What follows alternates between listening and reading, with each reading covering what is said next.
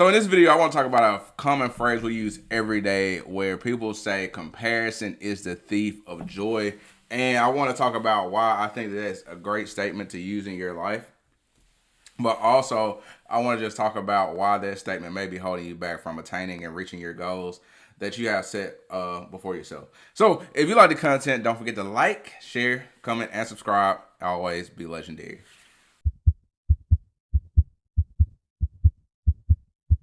Man, first of all, before we get into it, I'm up here. I'm looking at myself. I'm looking rough. Like I gotta get a haircut this week. But anyway, that's beside the point. In this video, like I said, I want to talk about the phrase "comparison is the thief of joy" and why that may be holding you back.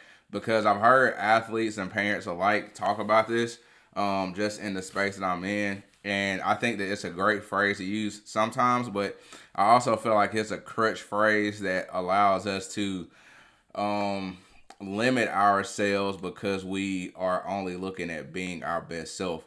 And so I'm always a person that believes in the you versus you, and showing up as the best person that you can be. But I also believe that comparison can cultivate success when used in the right capacity. And so with that, whenever we have something that we're trying to attain that maybe others have already done, this is where I say like comparison is a cultivator of success, because success leaves clues and non-success leaves clues as well. And what we have to do is look at people who have already done what we're trying to do, or people who are currently doing what we're doing but doing it better, and ask ourselves, are we meeting the minimum standard criteria to do it on the level that we aspire to do that at? Or are we doing ourselves a disservice by lying to ourselves and telling ourselves that we're doing better than we should be, because we may feel like we're doing the best that we can, but we're not doing the minimum service to be garnered as the best, or to be garnered as one of the best. And so I look at this across athletics, because I think about football, I think about baseball, basketball, multiple sports, and I think about the people who go on to do it at a professional level, and I think about the people who were pretty good, but then they don't reach the expectations that people have before them.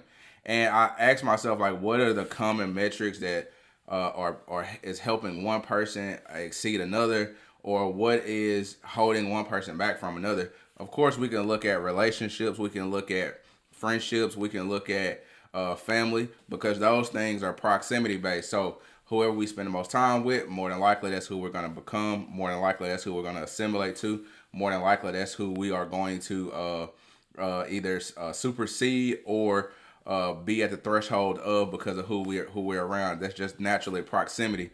But then the other side of that question is like, when it comes to athletics, the word of athletics, well, is this athlete, he or she, doing the things necessary to be where they want to be? I think many times we stop ourselves even in dreams and aspirations, because we may not want to appear weird. We may not want to appear or make ourselves vulnerable to personal attacks from other people, or even judgment from the world. We protect ourselves by not putting ourselves out there. So we say, well, that's good for Johnny or Susan up the street, but it's not good for me because I can't do that.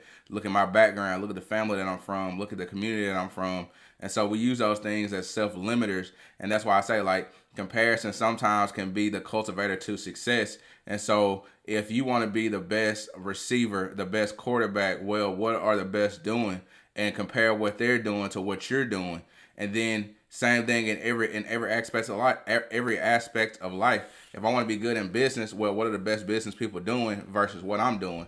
And then what can I do within my range that they're doing or that they done to get to where they are, versus what I am currently doing or have done to be where to be where I am.